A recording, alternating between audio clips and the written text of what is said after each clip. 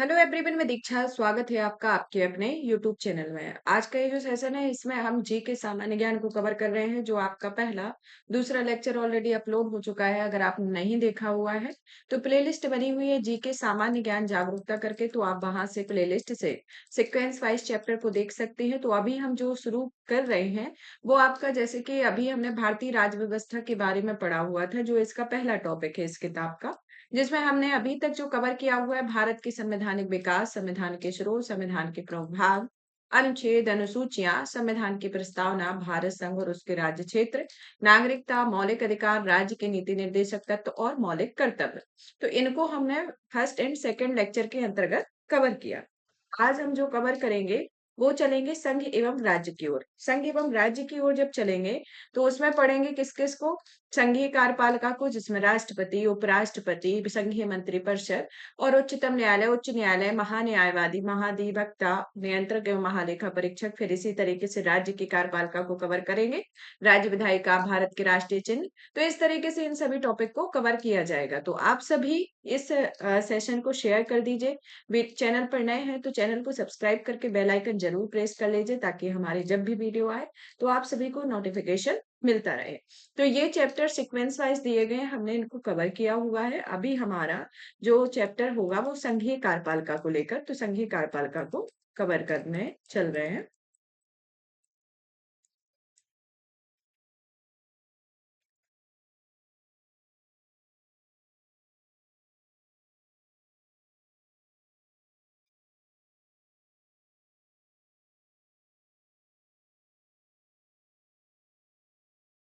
जी, ये है आपका 12 नंबर का चैप्टर, संघीय कार्यपालिका। थोड़ा जूम कर लेते हैं।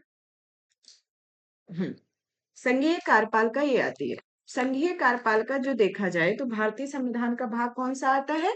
भाग पांचवा आता है।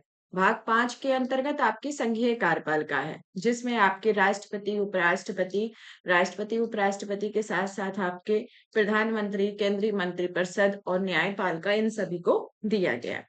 तो चलिए शुरुआत करते हैं इस किताब के अंतर्गत कि इसमें किस तरीके से इसके बारे में डिटेल में दिया गया है। तो हम देखते हैं कि संघीय कार्यपालिका के अंतर्गत बात करें तो यह संघीय कार्यपालिका के प्रमुख जो होते हैं वो राष्ट्रपति होते हैं। यहाँ पर संघीय कार्यपालिका राष्ट्रपति, उपराष्ट्रपति, मंत्रिपरिषद यानी कि प्रधानमंत्री तथा महान्यायवादी इसमें संघीय कार्यपालिका के अंतर्गत शामिल होते हैं। फिर इसके बाद देखा जाए तो भारत में संघीय शासन प्रणाली को अपनाए जाने के कारण राष्ट्रपति कार्यपालिका के जो होते हैं वो नाम मात्र के प्रमुख होते हैं, जबकि वास्तविक शक्तियां जो होती हैं वो प्रधानमंत्री में निहित होती है और वो मंत्रिमंडल के मंत्रिमंडल में निहित होती है। तो इस तरीके से देखा जाए तो हमारे भारतीय संविधान के भाग पांच के अंतर्गत ये सभी प्रावधान दिए गए हैं। और इन सभी प्रावधान के अंतर्गत आपके राष्ट्रपति, उपराष्ट्रपति, मंत्रिपरिषद, महान्यायवादी को सभी के बारे में दिया गया है। जो अनुच्छेद 52 से 78 में जो आता है वो संघीय कार्यपालिका का वर्णन करता है, जिसमें आपकी ये कार्यपालिका के बारे में देख लेते हैं कि किस तरीके से कार्यपालिका को पूरे तरह से, मतलब कि सिनॉप्सिस के माध्यम से समझाया गया है। जिसमें हम सबसे पहले चलें तो विधायिका की ओर। विधायिका जो होती है वहां पर आपकी राज्यसभा और लोकसभा से मिलकर आपकी विधायिका बनती है, जहां राज्यसभा से 250 सीटें तो लोकसभा से 550 सीटें आती हैं। कार्यपालिका के अंतर्गत बात करें तो इसमें राष्ट्रपति, उपराष्ट्रपति, मंत्रिपरिषद आते हैं। न्यायपालिका के अंतर्गत देखा जाए तो इसमें उच्चतम न्यायालय, उच्च न्यायालय और जिला न्यायालय आते हैं। तो इस तरीके से भारत सरकार की ये प्रमुख, मतलब कि तीन स्तंभ के तौर पर आते हैं, जिसमें ये आपकी विधायिका, कार्यपालिका और न्यायपालिका का प्रारूप निर्धारित होता है। अब चलते हैं राष्ट्रपति की ओर। तो राष्ट्रपति जो आते हैं वह भारत के प्रमुख होते हैं, यानी कि भारत के जो पहले नागरिक होते हैं वो राष्ट्रपति जी ही होते हैं। राष्ट्रपति जो होते हैं वह देश के प्रथम नागरिक के तौर पर जाने जाते हैं, और यह अनुच्छेद 53 के क्लॉज 1 के अंतर्गत संघ की कार्यपालिका शक्ति राष्ट्रपति में निहित होती है और इसका प्रयोग अपने अधीनस्थ अधिकारियों के द्वारा किया जाता है। तो ये राष्ट्रपति के तत्वाधान में ये सब बातें आती हैं कि राष्ट्रपति इसके संदर्भ में ये प्रावधानों को उल्लेखित करते हैं। अब आते हैं निर्वाचन को लेकर, क्योंकि ये आपके डायरेक्ट ही क्वेश्चन पूछा जाता है 53 के अंतर्गत, 54 के अंतर्गत। तो निर्वाचन के अंतर्गत बात करें तो अनुच्छेद 54 के अनुसार एक निर्वाचक मंडल के अनुसार एक निर्वाचक मंडल होता है आर्टिकल 54 के अंतर्गत। और 54 के अंतर्गत जो राष्ट्रपति का निर्वाचन होता है, उस निर्वाचक मंडल में लोकसभा, राज्यसभा और राज्यों की विधानसभाओं के निर्वाचित सदस्य इसमें शामिल होते हैं। 70वें संविधान संशोधन अधिनियम होता है, कौन सा? 70वां कॉन्स्टिट्यूशन अमेंडमेंट 1992 आता है, जिसमें दिल्ली और पुदुचेरी की विधानसभाओं में निर्वाचित सदस्यों को निर्वाचक मंडल में शामिल किया जाता है। और राष्ट्रपति के निर्वाचक मंडल में जम्मू कश्मीर जो आता है वो संघ राज्य क्षेत्र, क्योंकि पहले आपका जम्मू कश्मीर नहीं था, लेकिन अभी प्रेजेंट में ये संघ राज्य क्षेत्र बनने के बावजूद भी अभी इसमें निर्वाचित सदस्यों में इसे शामिल नहीं किया गया है। जबकि यहाँ की जो जम्मू कश्मीर राज्य के रूप में उसकी विधानसभा है, उसके निर्वाचित सदस्यों को एक निर्वाचक मंडल के तौर पर शामिल किया गया है। तो इस तरीके से देखा जाए तो ये राष्ट्रपति के निर्वाचक मंडल को लेकर है। अब चलते हैं अनुच्छेद 55 के क्लॉज 3 पर, जहां पर राष्ट्रपति का निर्वाचन जो है एकल संक्रमणीय मत पद्धति के आधार पर किया गया है। तो राष्ट्रपति का निर्वाचन किस आधार पर किया जा रहा है? एकल संक्रमणीय मत पद्धति या गुप्त मतदान के तौर पर राष्ट्रपति का निर्वाचन होता है। यहाँ पर राष्ट्रपति के चुनाव के नामांकन हेतु उम्मीदवार को कम से कम, जैसे कि जो उम्मीदवार हैं उनके लिए क्या होना चाहिए, कम से कम आपके 50 प्रस्तावक और 50 अनुमोदक का होना आवश्यक होता है। जिसमें जमानत राशि जो आती है वो आपकी 15,000 रुपये जमानत राशि होती है। और यहाँ पर कुल डाले गए वैध मतों की संख्या 1/6 होती है, जो आपके अगर इनका असमर्थ रहते हैं, मतलब कि ये 1/6 वोट नहीं प्राप्त करते हैं या इन मतों को प्राप्त नहीं करते हैं, तो इनकी जमानत राशि जब्त कर ली जाती है। राष्ट्रपति के निर्वाचन से संबंधित कुछ विवाद आते हैं, उनका निपटारा जो आता है वो उच्चतम न्यायालय के द्वारा किया जाता है और उसका फैसला जो होता है वो अंतिम होता है। तो किसके द्वारा निपटारा होता है? सर्वोच्च न्यायालय के द्वारा, और फैसला जो होगा उसी का लास्ट डिसीजन होगा। राष्ट्रपति के चुनाव को इस आधार पर चुनौती नहीं दे सकते कि यह जो आएंगे वह निर्वाचक मंडल में अपूर्ण है। तो इस तरीके से इनके बारे में। अब चलते हैं पदावधि को लेकर। तो पदावधि को लेकर जो चला जाए तो इसमें देखते हैं कि अनुच्छेद 56 यानी कि 56 के बारे में, जो राष्ट्रपति की पदावधि में 5 वर्ष की होती है उसके बारे में बताया गया है। यहाँ पर कार्यकाल की समाप्ति के बाद भी उसके उत्तराधिकारियों के आने तक वो पद पर बने रहते हैं। और आर्टिकल 56 का क्लॉज 1 का क्लॉज सब क्लॉज खा जो आता है उसमें कहा गया है कि राष्ट्रपति पर महाभियोग संविधान के अतिक्रमण के आधार पर चलाया जा सकता है। और अनुच्छेद 57 जो आता है वह राष्ट्रपति के पुनर्निर्वाचन की पात्रता के बारे में संबोधित करता है। तो इस तरीके से ये राष्ट्रपति की पदावधि से रिलेटेड इंपोर्टेंट पॉइंट है। और एक और इम्पोर्टेंट पॉइंट आता है कि राष्ट्रपति उपराष्ट्रपति को संबोधित अपने हस्ताक्षर सहित लेख के द्वारा अपना पद त्याग करते हैं। तो इस तरीके से राष्ट्रपति की पदावधि से रिलेटेड एक प्रमुख प्रावधान है। अब आते हैं राष्ट्रपति की योग्यताओं के बारे में कि राष्ट्रपति की क्या क्या योग्यताएं होती हैं। तो योग्यताएं जो आती हैं अनुच्छेद 58 के अंतर्गत। 58 क्या कहता है? 58 में कहा गया है कि राष्ट्रपति निर्वाचित होने के लिए योग्यता का विवरण देता है। अब कौन कौन सी योग्यता होगी? जैसे कि भारत के नागरिक हों, 35 वर्ष की आयु पूरी कर चुके हों, लोकसभा के सदस्य निर्वाचित होने की योग्यता रखते हों और चुनाव के समय लाभ का पद धारण नहीं करते हों। तो इस तरीके से किसी भी राष्ट्रपति को, मतलब कि देश में राष्ट्रपति को निर्वाचित होने के लिए इन योग्यताओं का पूरा होना आवश्यक होता है, जो भारतीय संविधान के अनुच्छेद 58 के अंतर्गत आता है। फिर आते हैं हम नोट के तौर पर देखते हैं, जैसे कि कुछ आप जो भी पढ़ेंगे तो उसमें कुछ ना कुछ चीजें अपवाद स्वरूप भी दी जाती है। तो इसमें अपवाद स्वरूप जो दिया गया है, जिसमें राष्ट्रपति और उपराष्ट्रपति या किसी राज्य के राज्यपाल या संघ राज्य क्षेत्र या राज्य की मंत्रिपरिषद के सदस्य का पद जो होता है वो लाभ का पद नहीं होता है। तो इसमें नोट के तौर पर ये दिया जाता है। तो ये लाभ के पद को अलग से प्रोनाउंसिएट किया गया है। और भारतीय संविधान का अनुच्छेद 59 जो आता है वह यह शर्त निर्धारित करता है कि राष्ट्रपति एक बार चुने जाने के बाद संसद या राज्य विधानमंडल के किसी भी सदन का सदस्य नहीं होगा। तो इस तरीके से यह योग्यताओं के बारे में ये प्रावधान दिए गए हैं। अब चलते हैं शपथ को लेकर कि शपथ से रिलेटेड क्या प्रावधान है। तो भारतीय संविधान का अनुच्छेद आता है 60। कौन सा आता है? 60 के अंतर्गत प्रावधान दिए गए हैं कि सर्वोच्च न्यायालय के मुख्य न्यायाधीश या उनकी अनुपस्थिति में सर्वोच्च न्यायालय के वरिष्ठतम न्यायाधीश द्वारा राष्ट्रपति को शपथ दिलाई जाएगी। तो राष्ट्रपति को शपथ किसके द्वारा दिलाई जा रही है? सर्वोच्च न्यायालय के मुख्य न्यायाधीश द्वारा या अन्य वरिष्ठतम न्यायाधीश के द्वारा शपथ दिलाई जा रही है। इनके वेतनों के बारे में बात करें तो वर्तमान में राष्ट्रपति जी का जो वेतन होता है, मासिक वेतन 5 लाख रुपए निर्धारित किया गया है। और इनके महाभियोग के बारे में बात करें तो ये अनुच्छेद 61 आता है, जो कि महाभियोग की प्रक्रिया चलाने की प्रक्रिया के बारे में वर्णन करता है। तो अनुच्छेद 61 का क्लॉज 1 जो आता है वह राष्ट्रपति पर संविधान के अतिक्रमण के आधार पर महाभियोग लगाया जाता है। अनुच्छेद 61 का क्लॉज 1(2) जो आता है, वो कहता है कि महाभियोग का आरोप तब तक नहीं लगाया जाएगा जब तक कि ऐसा आरोप लगाने की प्रास्थापना किसी ऐसे संकल्प या अंतर्विष्ट नहीं है जो कम से कम 14 दिन की ऐसी सूचना को दिए जाने के पश्चात प्रस्तावित किया गया हो। तो इस तरीके से देखा जाए तो अनुच्छेद 61 यानी कि 61 का क्लॉज 1, 61 का क्लॉज 2 और 61 सभी किससे संबंधित है? राष्ट्रपति के महाभियोग से संबंधित है। और अगर राष्ट्रपति पर महाभियोग लगाया जाता है तो उस टाइम पर 14 दिन की अग्रिम सूचना के आधार पर एक संकल्प के सदन में कुल सदस्य संख्या के कम से कम 1/4 सदस्यों के इसमें हस्ताक्षर होना आवश्यक होता है। तो इसमें हस्ताक्षर होना भी आवश्यक होता है। साथ ही साथ कुल सदस्य संख्या के कम से कम 2/3 बहुमत द्वारा ऐसा संकल्प पारित होना भी अनिवार्य होता है। महाभियोग जो आते हैं संसद की एक अर्ध न्यायिक प्रक्रिया के तौर पर आते हैं, मतलब कि महाभियोग कैसा है? संसद की एक अर्ध न्यायिक प्रक्रिया है। एक क्वासी जुडिशरी सिस्टम के तौर पर इसे जाना जाता है।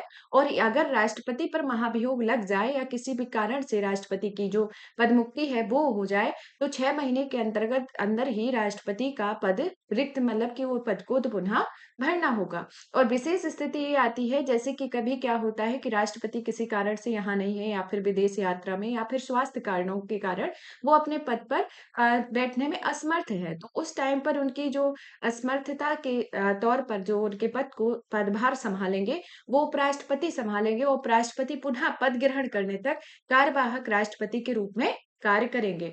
और उपराष्ट्रपति का पद रिक्त हो, मान लो कि आपके राष्ट्रपति भी जी नहीं है, राष्ट्रपति के बाद उपराष्ट्रपति जी भी नहीं है, तो उपराष्ट्रपति जी जब नहीं होते हैं तो भारत के मुख्य न्यायाधीश होंगे। और अगर मुख्य न्यायाधीश भी नहीं है तो उस टाइम पर जो रिक्त पद होगा तो उसमें कार्यवाहक राष्ट्रपति के दायित्व का निर्वहन जो होंगे वह उच्चतम न्यायालय की अन्य वरिष्ठतम न्यायाधीश के द्वारा निभाया जाएगा। तो इस तरीके से ये जो हमारी प्रक्रिया है वो संपूर्ण तरीके से चलेगी। अब चलते हैं हम आगे की ओर।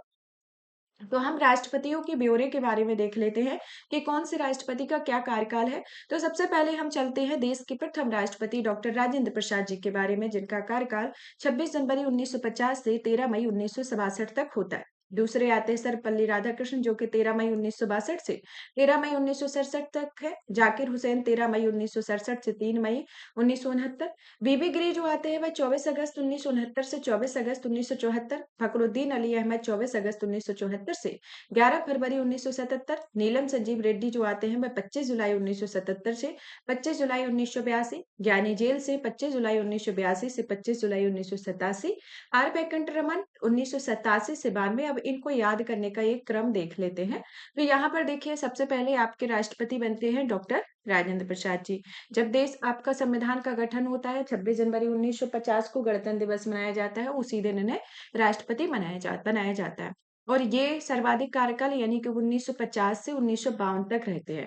फिर सर्वपल्ली राधाकृष्णन, जाकिर हुसैन, बीबी गिरी, फखरुद्दीन अली अहमद जी आते हैं। अब ये जैसे कि इंदिरा गांधी जी का समय जो आता है ये आपके 1962 से 67 में आपके मतलब कि जब पंडित जवाहरलाल नेहरू जी का देहांत हो जाता है, उसके बाद उसी के टेन्योर में आपके ये राष्ट्रपति बनते हैं। इस तरीके से आपका याद करने का सीक्वेंस। फिर आपका जब देश में आपातकाल लगता है तो उस टाइम पर जो राष्ट्रपति बनते हैं उनके क्रम के तौर पर इस तरीके से कुछ घटनाक्रम है, उनको आपको जोड़ते हुए इनको याद करना है। आर वेंकटरमन जो आते हैं 1987 से 92 के बीच में। शंकर दयाल शर्मा जैसे कि आपका 1991 में एलपीजी का समय आता है, उस टाइम पर फिर आपका आपातकाल लगता है तो उस टाइम पर कौन राष्ट्रपति रहे, तो इस तरीके से याद करने में आसानी होगी। शंकर दयाल शर्मा जी जो आते हैं वो आपके 1992 से 1997 है। तो के आर नारायण जो आते हैं 1997 से 2002। एपीजे अब्दुल कलाम जी जो आते हैं वह 25 जुलाई 2002 से 25 जुलाई 2007 तक रहते हैं, यानी कि 5 वर्ष का इनका कार्यकाल रहता है। फिर आती है प्रतिभा देवी पाटिल, जो कौन सी नंबर की है? पहली महिला राष्ट्रपति और 12वें नंबर की राष्ट्रपति आती है, जिनका कार्यकाल 2007 से 12 है। तो प्रणब मुखर्जी जी जो आते हैं जो 2012 से 2017 तक आते हैं। रामनाथ कोविंद जी जो आते हैं 2017 से 2022 का इनका टेन्योर रहता है। फिर आते हैं श्रीमती द्रौपदी मुर्मू जी, जो कि देश की दूसरी महिला राष्ट्रपति और प्रथम आदिवासी महिला राष्ट्रपति के तौर पर आती है, जो उनका कार्यकाल 25 जुलाई 2025 से अब तक का दिया गया है। वैसे 2027 का होगा, लेकिन अब जैसा भी होगा वो आप कुछ समय में जब राष्ट्रपति पुनः निर्वाचित होंगे उसके बारे में पता चल जाएगा। अब ये आता है कि कार्यवाहक राष्ट्रपति कौन रहे? तो अभी तक बीबी गिरी 3 मई 1969 से 20 जुलाई 1969 तक रहते हैं। मोहम्मद हिदायतुल्लाह जो कि एकमात्र न्यायाधीश हैं जो कार्यवाहक राष्ट्रपति के तौर पर पदभार ग्रहण करते हैं 1969 से वो जुलाई से अगस्त 1969 तक। फिर आते हैं बी डी जत्ती 11 फरवरी 1977 से आपके 25 जुलाई 1977 में कार्यवाहक राष्ट्रपति रहते हैं। और डॉक्टर राजेंद्र प्रसाद जी जो आते हैं वो लगातार दूसरी बार राष्ट्रपति पद के लिए निर्वाचित होने वाले प्रथम राष्ट्रपति होते हैं। और यहाँ पर आपके जो आते हैं डॉक्टर एस राधाकृष्ण लगातार 2 बार उपराष्ट्रपति और 1 बार राष्ट्रपति रहते हैं डॉक्टर एस राधाकृष्णन जी। फिर आते हैं बीबी गिरी जी जो कि निर्वाचन के समय 2 बार मतगणना होती है और वही द्वितीय चक्र की मतगणना में निर्वाचित होते हैं। नीलम संजीव रेड्डी जो आते हैं वह पहली बार चुनाव में पराजय होती है और दूसरी बार वो निर्विरोध राष्ट्रपति चुने जाते हैं। भारत की प्रथम महिला जो प्रतिभा देवी पाटिल प्रथम राष्ट्रपति रहती हैं। तो ये राष्ट्रपति जी जो है इनके ये खासियत है। कौन कौन? ये आपका डॉक्टर एस राधाकृष्ण 2 बार उपराष्ट्रपति 1 बार राष्ट्रपति। बीबी गिरी निर्वाचन के बाद 2 बार मतगणना में और वह द्वितीय चक्र की मतगणना में निर्वाचित होते हैं। नीलम संजीव रेड्डी पहली बार चुनाव में पराजय होते हैं जबकि दूसरी बार निर्विरोध राष्ट्रपति होते हैं। और भारत की प्रथम महिला राष्ट्रपति देवी प्रतिभा देवी पाटिल होती हैं। अब आते हैं राष्ट्रपति के अधिकार एवं शक्तियों की ओर चलते हैं। तो राष्ट्रपति के अधिकार एवं शक्तियों की ओर बात की जाए तो सबसे पहले आती है कार्यकारी शक्तियां। क्या होती है कार्यकारी शक्तियों के बारे में? कार्यकारी शक्तियां जो आती है वह राष्ट्रपति में निम्नलिखित कार्यकारी शक्तियां हैं। पहला तो ये जो अनुच्छेद 77 है जिसके अंतर्गत उल्लेख दिया गया है कि भारत सरकार की समस्त कार्यपालिका कार्यवाहियां राष्ट्रपति के नाम से कही जाएगी। किसके नाम पर कही जा रही है? राष्ट्रपति के नाम पर कही जा रही है। वह प्रधानमंत्री से प्रशासनिक और विधायी कार्यों की सूचना की मांग करते हैं। क्या कर रहे हैं? ये प्रशासनिक और विधायी कार्यों की मांग कर रहे हैं। अनुच्छेद 78 जो आता है वह राष्ट्रपति की जानकारी के लिए आदि संबंध में प्रधानमंत्री के कर्तव्यों का उल्लेख करता है। राष्ट्रपति किसी भी अनुसूचित क्षेत्र को घोषित कर सकते हैं। राष्ट्रपति विभिन्न पदाधिकारियों की नियुक्ति कर सकते हैं जिसमें भारत के प्रधानमंत्री आते हैं। प्रधानमंत्री की सलाह एवं मंत्रिपरिषद के अन्य सदस्य आते हैं। सर्वोच्च न्यायालय उच्च न्यायालय के न्यायाधीश आते हैं। भारतीय दूतावास और अन्य राजनयिक आते हैं। नियंत्रक एवं महालेखा परीक्षक आते हैं। महान्यायवादी आते हैं। अंतर्राज्यीय परिषद के सदस्य आते हैं। संघ राज्य क्षेत्रों के आयुक्त, भाषा आयोग के सदस्य, अल्पसंख्यक आयोग के सदस्य, राज्यपाल, वित्त आयोग के अध्यक्ष, मुख्य चुनाव आयुक्त, अन्य चुनाव आयुक्त, संघ लोक सेवा आयोग के अध्यक्ष एवं सदस्य आदि इसमें शामिल होते हैं। तो इस तरीके से ये विभिन्न पदाधिकारियों के ब्यौरे के बारे में दिया गया है। अब आते हैं न्यायाधीशों को एक उच्च न्यायालय से दूसरे उच्च न्यायालय में स्थानांतरित करने का अधिकार जो है वो किसका होता है? वो भारत के राष्ट्रपति के पास होता है।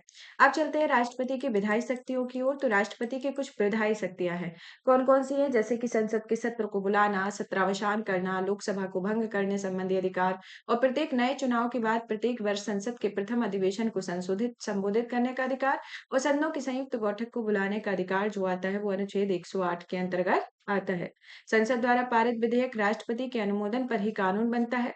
और नोट के तौर पर कहा जाए तो संसद द्वारा पारित कोई भी विधेयक जब राष्ट्रपति के समक्ष प्रस्तुत किया जाता है तो इसके अंतर्गत 3 स्थितियां होती हैं। पहली स्थिति जो आती है वह विधेयक को स्वीकृति प्रदान करता है। दूसरी जो आती है वह विधेयक पर अपनी स्थिति स्पष्ट न करते हुए अपने ही पास रख लेता है और राष्ट्रपति का पॉकेट वीटो बन जाता है। तीसरी आती है कि वह विधेयक को चाहे वो धन विधेयक नहीं हो को पुनर्विचार के लिए संसद को लौटा देता है। तो इस तरीके से राष्ट्रपति के लिए संसद में पारित विधेयक के 3 स्थितियां देखने को मिलती हैं।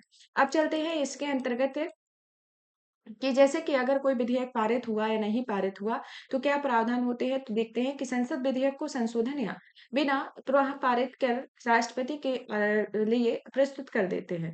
राष्ट्रपति अनुमति देते हैं के लिए बाध्य होते हैं।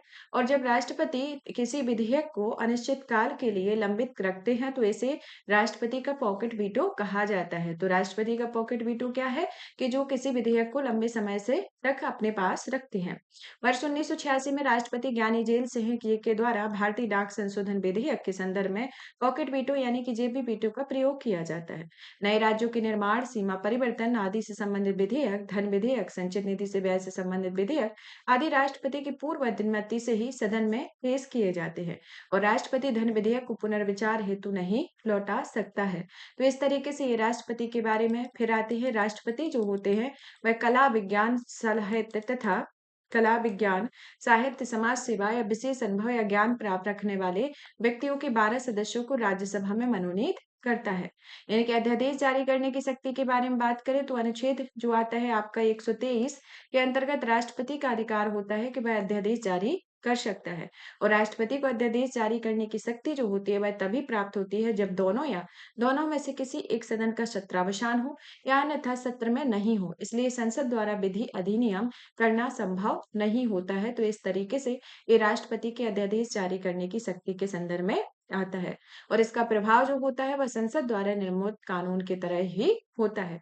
और यह अध्यादेश संसद के सत्र को पुनः शुरू करने की 6 सप्ताह के भीतर संसद के द्वारा अनुमोदित होना अनिवार्य होता है। और राष्ट्रपति को अध्यादेश किसी भी समय राष्ट्रपति के द्वारा वापस लिया जाता है। तो इस तरीके से ये राष्ट्रपति के अध्यादेश जारी करने की शक्ति होती है।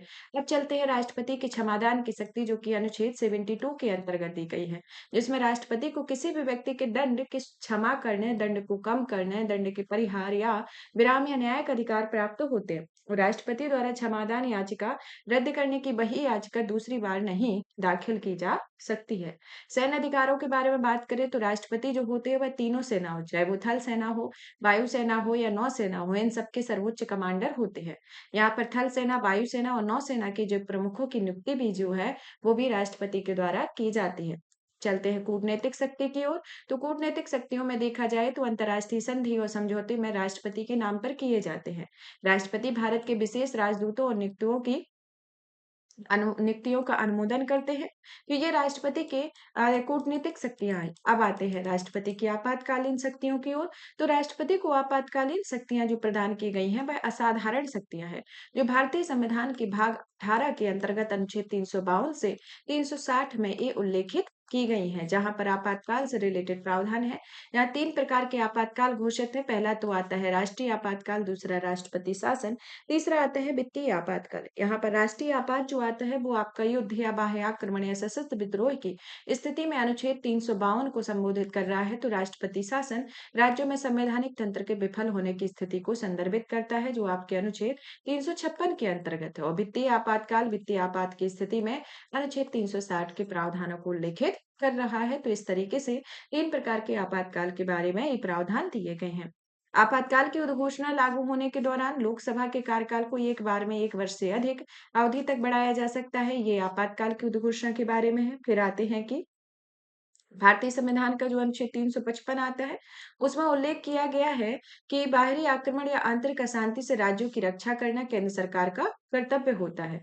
भारत के राष्ट्रपति जो होते हैं वह संसद सदस्यों की निर्भरता के प्रश्न पर भारत के निर्वाचन आयोग के परामर्श से निर्णय लेते हैं। तो इस तरीके से देखा जाए तो आपातकाल से रिलेटेड ये प्रावधानों को दिया गया है, मतलब कि आपातकालीन शक्तियों से रिलेटेड। अब आते हैं परामर्श की शक्ति को लेकर। तो परामर्श की शक्ति जो आती है वो किसमें आती है? अनुच्छेद 143 के अंतर्गत परामर्श की शक्ति आती है, जो राष्ट्रपति किसी सार्वजनिक महत्व के लिए सर्वोच्च न्यायालय से परामर्श ले सकते हैं और परामर्श मानने पर ये राष्ट्रपति जी जो है वो बाध्य नहीं है। और ये आपका भी हाल ही में जो राज्यपाल के द्वारा जो काफी समय तक अध्यादेश तमिलनाडु के राज्यपाल के द्वारा विधेयक को काफी समय तक संरक्षित कर लिया गया था। तो इसी शक्ति के अंतर्गत ये आपका काफी इशू उठा भी हुआ था। तो आपको ये जो है वो आपका आर्टिकल को याद रखना है। अब चलते हैं उपराष्ट्रपति के बारे में। तो उपराष्ट्रपति जो होते हैं देश का सर्वोच्च पद होता है। अमेरिका के उपराष्ट्रपति की तर्ज पर भारतीय संविधान में उपराष्ट्रपति पद से इससे संबंधित है। और अनुच्छेद 63 के अनुसार भारत के एक उपराष्ट्रपति होते हैं और अनुच्छेद 64 के अनुसार उपराष्ट्रपति राज्यसभा के पदेन सभापति होते हैं, जिसकी अवधि जो होती है वो उपराष्ट्रपति अनुच्छेद 65 के अधीन राष्ट्रपति के कर्तव्यों का निर्वहन करती है और उस दौरान राज्यसभा के सभापति के कर्तव्यों का पालन नहीं करेगी। और 97 के अधीन सभापति के सदस्यों वेतन भत्ते का ये हकदार नहीं होंगे। तो इस तरीके से आपका अनुच्छेद 64, 65, 60, 97 में इस तरीके से ये प्रावधान दिए गए हैं। अब चलते हैं राष्ट्रपति उपराष्ट्रपति के निर्वाचन के बारे में। तो निर्वाचन से रिलेटेड जो प्रावधान है वो अनुच्छेद 66 के अंतर्गत उपराष्ट्रपति के उपनिर्वाचन में प्रावधान दिए गए हैं। जो अनुच्छेद 66 में ये प्रावधान है जो संसद के दोनों सदनों के निर्वाचित और मनोनीत सदस्यों के निर्वाचक मंडल द्वारा चुने जाते हैं। और योग्यताएं जो आती हैं जिसमें उपराष्ट्रपति पद के लिए व्यक्ति को भारत का नागरिक को 35 वर्ष की आयु होना चाहिए, राज्यसभा का सदस्य बनने की योग्यता रखता हो और किसी भी लाभ के पद पर ना हो। उपराष्ट्रपति के चुनाव के नामांकन के लिए उम्मीदवारों को कम से कम 20 प्रस्तावक और 20 अनुमोदक का होना अनिवार्य होता है। और नोट के तौर पर कहा जाए तो इस प्रयोजन के लिए कोई व्यक्ति केवल इस कारण या कोई लाभ का पद धारण करने वाला नहीं नहीं समझा जाएगा कि वह संघ की राष्ट्रपति या उपराष्ट्रपति या किसी राज्य का राज्यपाल है या संघ या किसी भी राज्य का मंत्री है। तो इस तरीके से ये योग्यताओं से रिलेटेड प्रावधान हुए। अब चलते हैं इनकी पदावधि को लेकर। तो पदावधि के अंतर्गत बात करें तो आर्टिकल 67 जो आता है उपराष्ट्रपति की पदावधि से संबंधित है, जहां पर 5 वर्ष की पदावधि से रिलेटेड इनके प्रावधान आते हैं। या इससे के पूर्व भी वह किसी भी समय द्वारा अपना जो त्यागपत्र है 5 वर्ष पूरे होने पर राष्ट्रपति को दे सकते हैं, जैसा कि अभी हाल ही में आपके जो जगदीप धनखड़ जी उपराष्ट्रपति जी रहे हैं तो उनके द्वारा ये किया भी गया है। उपराष्ट्रपति जी को राज्यसभा के तत्कालीन कुल सदस्यों के बहुमत द्वारा संकल्प पारित करके हटाया जा सकता है और इसके लिए लोकसभा की सहमति आवश्यक होती है और इसके 14 दिन पूर्व लिखित सूचना देनी अनिवार्य होती है। तो इस तरीके से है। फिर आते हैं शपथ को लेकर के अनुच्छेद 69 के अनुसार देखा जाए तो उपराष्ट्रपति उसके पद की शपथ यानी कि राष्ट्रपति अथवा राष्ट्रपति द्वारा नियुक्त व्यक्ति के द्वारा ये दिलाई जाती है। इनकी वेतनों के बारे में बात करें तो उपराष्ट्रपति जो होते हैं वह राज्यसभा के सभापति वेतन या भत्ता प्रदान किया जाता है और राज्यसभा के सभापति का वेतन वर्तमान में 4 लाख रुपए प्रतिमाह निर्धारित किया गया है। और नोट के तौर पर देखें तो उपराष्ट्रपति राष्ट्रपति के रूप में कार्य करते हैं और वह राज्यसभा के सभापति को दिए जाने वाले वेतन भत्ते के हकदार नहीं होते हैं। और यहाँ पर राष्ट्रपति का वेतन जो होता है वो उन्हें इसी दौरान राष्ट्रपति का वेतन भी मिलता है। ऐसा नहीं है कि अगर उपराष्ट्रपति जी राष्ट्रपति के पद पर रहते हैं तो उन्हें वेतन उपराष्ट्रपति जी का मिले, उन्हें राष्ट्रपति पद का ही वेतन प्राप्त होगा। अब चलते हैं भारत की इनके शक्तियों एवं कार्यों के बारे में। तो उपराष्ट्रपति जी जो होते हैं वह राज्यसभा के पदेन सभापति होते हैं, जैसा कि अनुच्छेद 64 और 89 के अंतर्गत कहा गया है। और उपराष्ट्रपति जी राज्यसभा के सदस्य नहीं होते हैं और सभापति के रूप में उन्हें किसी भी विषय पर मत देने का अधिकार नहीं है, परंतु मत बराबर होने की स्थिति में वह निर्णायक मत देते हैं। राष्ट्रपति जी उनके पद त्यागपत्र निष्कासन मृत्यु और अन्य कारणों से खाली होता है तो उपराष्ट्रपति कार्यवाहक राष्ट्रपति के रूप में कार्य करते हैं। तो इस तरीके से आते हैं। अब चलते हैं भारत के उपराष्ट्रपति जी के बारे में, यानी इनके कार्यकाल के ब्यौरे के बारे में देखा जाए तो डॉक्टर जाकिर हुसैन जी कौन आते हैं सबसे पहले? आपके डॉक्टर एस राधाकृष्णन जी। डॉक्टर एस राधाकृष्णन जी जैसे कि राष्ट्रपति आपके राजेंद्र प्रसाद जी रहते हैं, तो प्रथम जो उपराष्ट्रपति जी जो आएंगे वो डॉक्टर एस राधाकृष्णन जी आते हैं। जो प्रथम कार्यकाल इनका जो रहता है वो आपका 1952 से 1957 तक रहता है, तो द्वितीय आपका 1957 से 1962 तक इनका कार्यकाल निर्धारित होता है। जाकिर हुसैन जी जो आते हैं वह 1962 से 67 तक, बीबी गिरी 1967 से 69, गोपाल स्वरूप पाठक जो आते हैं 1969 से 74, तो बीडी जत्ती 1974 से 1979, न्यायमूर्ति हिदायतुल्लाह 1979 से 84, आर वेंकट रमण 1984 से 87, शंकर दयाल शर्मा 87 से 92, के आर नारायणन 1992 से 97, कृष्णकांत 97 से 2002, भैरव सिंह शेखावत 2002 से 2007, हामिद अंसारी 2007 से 2018। और क्रम के अनुसार जो प्रथम कार्यकाल आता है वह 2007 से 12 एवं द्वितीय कार्यकाल 2012 से 17 ये हामिद अंसारी जी का रहता है। 13वें जो आते हैं वेंकैया नायडू जी आते हैं जो 11 अगस्त 2017 से 10 अगस्त 2022 तक है। और यहाँ पर जगदीप धनखड़ जी जो आते हैं वो आपके मतलब कि 11 अगस्त 2022 से अभी 2025 तक ही रहे, फिर अभी प्रेजेंट पे ये बालकृष्णन जी को अभी प्रेजेंट में उपराष्ट्रपति बनाया गया है। अब आते हैं कार्यवाहक राष्ट्रपति के रूप में, जो कि अधिकतम 6 महीने की अवधि तक ये कार्य करते हैं। इसकी अवधि जो आती है इसमें नए राष्ट्रपति का चुनाव आवश्यक होता है और जब राष्ट्रपति कार्यवाहक होते हैं तो वह राज्यसभा की सभापति के रूप में कार्य नहीं करते हैं। तो इस तरीके से ये उपराष्ट्रपति के बारे में है। नोट के दिया गया है, इसमें कहा गया है कि राष्ट्रपति और उपराष्ट्रपति के चुनाव से संबंधित विवादों का अंतिम निपटारा जो होता है वो सर्वोच्च न्यायालय द्वारा किया जाता है। निर्वाचक मंडल अपूर्ण होने की स्थिति में इस चुनाव को चुनौती नहीं देते हैं। केंद्रीय मंत्रिपरिषद जो आती है, केंद्रीय मंत्रिपरिषद जो नेक्स्ट टॉपिक है जिसमें हम मंत्रियों के बारे में ब्यौरा देखें, कि यहाँ पर प्रधानमंत्री, कैबिनेट मंत्री, राज्य मंत्री और उप मंत्री शामिल होते हैं। भारतीय संविधान के तहत लोकतंत्र की संसदीय शासन प्रणाली को इसमें अपनाया गया है और इस व्यवस्था के अनुसार यह राष्ट्रपति जो आते हैं वह नाम मात्र के प्रमुख आते हैं और ये इनकी प्रधान वास्तविक शक्तियां प्रधानमंत्री में निहित होती हैं। 74 का क्लॉज 1 जो आता है, इसमें राष्ट्रपति की सहायता एवं सलाह देने के लिए एक मंत्रिपरिषद होती है, जिनके प्रधान प्रधानमंत्री होते हैं। और राष्ट्रपति अपने कृत्यों का प्रयोग करने से इनकी सलाह के अनुसार कार्य करेंगे, जो आपके 42 कॉन्स्टिट्यूशनल अमेंडमेंट आपके 1976 के अंतर्गत प्रावधान दिए गए हैं। यहाँ पर राष्ट्रपति मंत्रिपरिषद से ऐसी सलाह पर साधारण या अंततः पुनर्विचार करने की अपेक्षा करते हैं, जो राष्ट्रपति ऐसे पुनर्विचार करने के पश्चात सलाह के अनुसार कार्य करता है। अनुच्छेद 74 का क्लॉज जो 2 आता है, जिसमें कहा गया है कि इस प्रश्न की किसी भी न्यायालय में जांच नहीं की जाएगी कि क्या मंत्रियों में राष्ट्रपति की कोई सलाह दी है या दी है तो क्या दी है। सामान्यतः राष्ट्रपति जो आते हैं वह लोकसभा के बहुमत दल के प्राप्त प्रधानमंत्री के द्वारा नियुक्त होते हैं, और अनुच्छेद 75 के क्लॉज 1 के अनुसार प्रधानमंत्री की नियुक्ति राष्ट्रपति करते हैं, तो प्रधानमंत्री की सलाह पर अन्य मंत्रियों की नियुक्ति की जाती है। प्रधानमंत्री समेत सभी मंत्रियों को राष्ट्रपति द्वारा पद एवं गोपनीयता की शपथ दिलाई जाती है, और 75 वन के क्लॉज सब क्लॉज का के अंतर्गत मंत्रिपरिषद में प्रधानमंत्री शहर मंत्रियों की कुल सदस्य संख्या लोकसभा की सदस्य संख्या की 15% से अधिक नहीं होती है। संविधान संशोधन अधिनियम 91 संविधान संशोधन अधिनियम 2003 में होता है, जिसके अंतर्गत संविधान में इसे शामिल किया गया, और 75 के क्लॉज 3 के अनुसार मंत्रिपरिषद सामूहिक रूप से लोकसभा के प्रति उत्तरदायी होती है। और यदि लोकसभा में मंत्रिपरिषद के खिलाफ अविश्वास प्रस्ताव पारित हो जाता है, तो संपूर्ण मंत्रिपरिषद को त्यागपत्र देना पड़ता है। अब चलते हैं प्रधानमंत्री और उनके कार्यकाल के बारे में। तो प्रधानमंत्री और उनके कार्यकाल में तो सबसे पहले हमारे देश के जो प्रधानमंत्री आते हैं, वो आते हैं पंडित जवाहरलाल नेहरू जी, जिनका कार्यकाल 15 अगस्त 1947 से 27 मई 1964 का इनका कार्यकाल है। फिर आते हैं गुलजारी लाल नंदा, जो कि 27 मई 1964 से 9 जून 1964 तक कार्यवाहक रहते हैं। लाल बहादुर शास्त्री 9 जून 1964 से 11 जनवरी 1966। गुलजारी लाल नंदा 11 जनवरी 1966 से 24 जनवरी 1966। इंदिरा गांधी 24 जनवरी 1966 से 24 मार्च 1977। मोरारजी देसाई 24 मार्च 1977 से 28 जुलाई 1979। चरण सिंह जी जो आते हैं वो 28 जुलाई 1979 से 14 जनवरी 1980।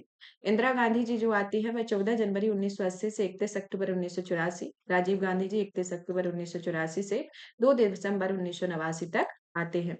फिर आते हैं आपके विश्वनाथ प्रताप सिंह जी, जो कि 2 दिसंबर 1989 से 10 नवंबर 1990 तक का कार्यकाल होता है। चंद्रशेखर जी का कार्यकाल 10 नवंबर 1990 से 21 जून 1991 का है। बीबी नरसिंह राव जी जो आते हैं वह 21 जून 1991 से 16 मई 1996 तक। एच.डी. देवगौड़ा जो आते हैं 1 जून 1996 से 21 अप्रैल 1997। इंद्र कुमार गुजराल जी जो आते हैं वह 21 अप्रैल 1997 से 19 मार्च 1998।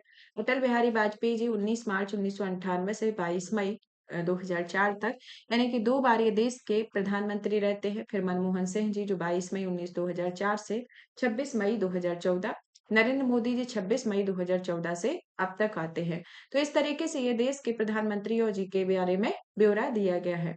अब चलते हैं कि यहाँ पर जैसे कि आपके मंत्रिमंडल शब्द के बारे में, तो मंत्रिमंडल शब्द का जो उल्लेख है वह केवल भारतीय संविधान का अनुच्छेद जो 352 का खंड 3 आता है, उसमें इसके प्रावधान दिए गए हैं। केंद्रीय कैबिनेट सचिवालय जो होते हैं सीधे प्रधानमंत्री के अधीन होते हैं। इनके प्रशासनिक प्रमुख जो होते हैं कैबिनेट सचिव आते हैं, और कैबिनेट सचिव जो होते हैं वह सिविल सर्विसेज बोर्ड के पदेन अध्यक्ष होते हैं, और मंत्रिपरिषद के सभी सदस्यों का संसद के किसी भी सदन का होना अनिवार्य होता है।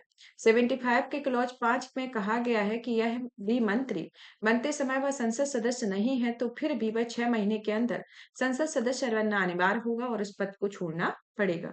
यहाँ पर मंत्री जो देखे जाए तो मंत्री टोटल 3 प्रकार के होते हैं। एक आते हैं आपके कैबिनेट मंत्री, दूसरे राज्य मंत्री, तो तीसरे उप मंत्री। यहाँ प्रधानमंत्री और कैबिनेट मंत्रियों को मिलाकर मंत्रिमंडल या सभी मंत्रियों को मिलाकर मंत्रिपरिषद का गठन होता है, और यहाँ प्रधानमंत्री वेतन एवं भत्ता जो होते हैं वो संसद के द्वारा निर्धारित कर दिए जाते हैं। अब चलते हैं 78 आर्टिकल की ओर। तो 78 जो आर्टिकल आता है वह प्रधानमंत्री सरकार के निर्णयों की जानकारी राष्ट्रपति को देते हैं, और प्रधानमंत्री नीति आयोग, राष्ट्रीय विकास परिषद, राष्ट्रीय एकता परिषद, अंतर्राज्यीय परिषद के अध्यक्ष होते हैं। साथ ही साथ प्रधानमंत्री मंत्रियों को बर्खास्त करने या स्वयं त्याग पत्र देकर मंत्रिपरिषद को भंग करने का परामर्श राष्ट्रपति को देते हैं। तो इस तरीके से देखा जाए तो ये राष्ट्रपति के प्रधानमंत्री के बारे में है, जो अनुच्छेद 78 के अंतर्गत ये प्रावधान दिए गए हैं। कुछ अन्य महत्वपूर्ण तथ्यों को और विचार कर लेते हैं।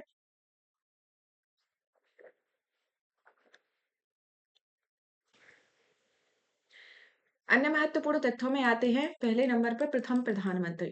प्रथम प्रधानमंत्री कौन आते हैं? पंडित जवाहरलाल नेहरू जी। पंडित जवाहरलाल नेहरू जी जो आते हैं सर्वाधिक कार्यकाल के प्रधानमंत्री रहते हैं, और इनका जो अभी कार्यकाल ब्रेक करेंगे वो आपके प्रधानमंत्री नरेंद्र मोदी जी ही होंगे। जो अभी जैसे कि अभी इस पंचवर्षीय में है, अभी आपके 15 साल, इनको 2014 से अभी 2016 तक प्रधानमंत्री जी आपके सर्वाधिक कार्यकाल वाले व्यक्ति अभी हैं, मतलब कि सेकंड नंबर पर आने लगे हैं जवाहरलाल नेहरू जी के बाद से। इनका समय काल आता है 16 वर्ष 286 दिन। मुरारजी देसाई जो आते हैं प्रथम गैर कांग्रेसी प्रधानमंत्री थे, और वह प्रधानमंत्री के पद से त्यागपत्र देने वाले पहले प्रधानमंत्री थे। चौधरी चरण सिंह जी आते हैं जो ऐसे प्रधानमंत्री हैं जिन्हें लोकसभा का सामना नहीं किया जाता है, और विश्वनाथ प्रताप सिंह जी ऐसे प्रधानमंत्री जो होते हैं जो विश्वास मत प्राप्त करने में असफल रहते हैं। देश की पहली महिला प्रधानमंत्री इंदिरा गांधी बनती हैं, और तीन प्रधानमंत्री जो कि आपके जवाहरलाल नेहरू जी, लाल बहादुर शास्त्री और इंदिरा गांधी जी जो होती हैं उनकी मृत्यु कार्यकाल के दौरान होती है। मोरारजी देसाई जी जो आते हैं सबसे अधिक उम्र के तथा राजीव गांधी जी सबसे कम उम्र के प्रधानमंत्री बनते हैं। पीवी नरसिम्हा राव जी ऐसे प्रधानमंत्री होते हैं जो पद ग्रहण करते समय किसी भी सदन के सदस्य नहीं होते हैं। अटल बिहारी वाजपेयी जी ऐसे कार्यकाल में सबसे कम अवधि मात्र 13 दिन की होती है, और एच डी देवगौड़ा प्रधानमंत्री पद ग्रहण करते हुए विधानसभा के सदस्य होते हैं। तो इस तरीके से इनके बारे में है। अब आते हैं हम आगे की ओर, तो देखते हैं कि अब तक के 6 प्रधानमंत्री ऐसे होते हैं जो प्रधानमंत्री बनने के पूर्व भी ये मतलब कि प्रधानमंत्री के पूर्व मुख्यमंत्री रहे। तो कौन-कौन से आते हैं? वो आते हैं आपके Morarji Desai, ji Chaudhary Charan Singh, VP Singh, PV Narasimha Rao, HD. Devegowda, Narendra Modi ji आते हैं। जगजीवन राम जी जो मंत्री के रूप में सबसे अधिक समय तक कार्य करते हैं। फिर आते हैं हम संसद की ओर, जो हमारा नेक्स्ट टॉपिक है। यहाँ पर हमने राष्ट्रपति, प्रधानमंत्री और मंत्रिमंडल और उपराष्ट्रपति के बारे में पढ़ा। अब चलते हैं हम संसद की ओर। संसद जो आती है वो संघीय सरकार का विधायी अंग होती है। क्या होती है संसद? संघीय विधायिका का अंग होती है। संसदीय शासन प्रणाली वेस्टमिंस्टर मॉडल पर अपनाने के कारण भारतीय शासन व्यवस्था में संसद का विशेष महत्व, और संविधान के भाग 5 के अध्याय 2 में, यानी कि आप देखेंगे कि भारतीय संविधान का जो अध्याय 5 है उसमें अध्याय 1 2 3 4 5 5 अध्याय दिए गए हैं, जिसमें 5 अध्यायों में अलग अलग आपके ब्यौरे दिए गए हैं। अध्याय 2 में जो आती है वो आपकी संसद दी गई है, जो कि आपके अनुच्छेद 79 से 122 तक दिया गया है, और इस संसद की गठन संरचना प्रक्रिया शक्ति के बारे में प्रावधान देती है। अनुच्छेद 79 जो आता है वह भारत की संसद की राष्ट्रपति, राज्यसभा और लोकसभा से मिलकर बनती है। और आपका ये क्वेश्चन एकदम फेवरेट क्वेश्चन है कि संसद का निर्माण किन किन से होता है। संसद में 2 सदन होते हैं। एक उच्च सदन आता है जिसे राज्यसभा कहा जाता है, तो निम्न सदन आपका लोकसभा होता है। फिर इसमें जो राष्ट्रपति होती होते हैं, वह संसद के किसी भी सदन के सदस्य नहीं होते हैं, फिर भी ये संसद के अभिन्न अंग होते हैं। संसद द्वारा पारित कोई विधेयक तब तक कानून नहीं बनता जब तक कि राष्ट्रपति उसे स्वीकृति नहीं दे देते हैं। और संसदीय प्रक्रिया के दौरान यदि किसी संसद सदस्य को लगता है कि वह सदन की कार्यवाही व सामान्य नियमों का पालन नहीं करता है, तो वह व्यवस्था का प्रश्न उठा सकता है, यानी कि पॉइंट ऑफ ऑर्डर के तौर पर यह प्रश्न को क्वेश्चन, मतलब कि एक बार से क्वेश्चन कर सकता है। अब सबसे पहले हम राज्यसभा की ओर चलते हैं। तो राज्यसभा जो आती है, जो भारतीय संविधान के अनुच्छेद 80 के अंतर्गत इसमें प्रावधान है, जिसमें अधिकतम सदस्य संख्या 250 आती है। 250 में आपके 238 जो आते हैं वह संसद सदस्य होते हैं, और एवं संघ राज्य क्षेत्रों के अप्रत्यक्ष रूप से निर्वाचित सदस्य होते हैं, तो 12 सदस्य राष्ट्रपति के द्वारा मनोनीत किए जाते हैं, और इसका प्रावधान अनुच्छेद 80 के क्लॉज 1 में दिया गया है। राज्यसभा में राज्यों के प्रतिनिधित्व जो होता है वह उनकी जनसंख्या के अनुपात में दिया जाता है। अब आते हैं राज्यसभा की सदस्य संख्या के बारे में। यहाँ पर संख्या राज्य शासित प्रदेश और सदस्य संख्या है। यहाँ पर आंध्र प्रदेश में टोटल 11 है, असम में 7 है, छत्तीसगढ़ में 5 आती है, गुजरात में 11, तो हिमाचल प्रदेश में 3, झारखंड में 6, केरल में 9, महाराष्ट्र में 19, मेघालय में 1, नागालैंड में 1, उड़ीसा में 10, पंजाब में 7, सिक्किम में 1, त्रिपुरा में 1 आती है। फिर आते हैं उत्तराखंड में। उत्तराखंड में 3 आती है, तेलंगाना में 7 आती है। तो इस तरीके से ये हुई।